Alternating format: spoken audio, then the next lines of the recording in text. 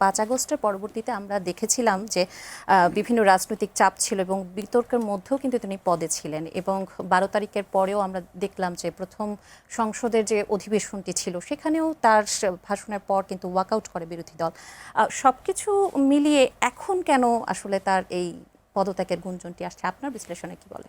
যে আপনি যদি একটা নদী সাঁতার দেওয়া শুরু করেন এবং 5 বছর আপনাকে সাঁতরাইতে হবে, সেটা হলো নির্বাচিত সরকার, তাকে নর্মাল ট্রেন্ড আমাদের 5 বছর তাকে এই নদী পাড়ি দিতে হবে, এপার থেকে ওপারে। তো সেই যাত্রা যখন শুরু করলো তার বয়স 5 মাস হতে চলল,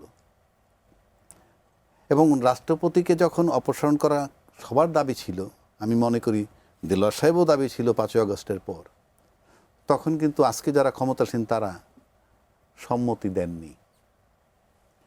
এবং তাদের সম্মতিতেই যে শুধু হয়নি তা না, তার রাজনৈতিক শক্তি, তার সাথে ইনফ্লুয়েন্স হয়েছে আজকের আর্মিরাও তাকে রাখার পক্ষপাতী ছিল। কেন এখন যদি বলেন আপনার কাছে প্রমাণ কি, প্রমাণ নাই, বাট আমরা তো বুঝি, এই আবহাওয়ার ভিতরে থাকি, এই হাওয়ার মধ্যে থাকি।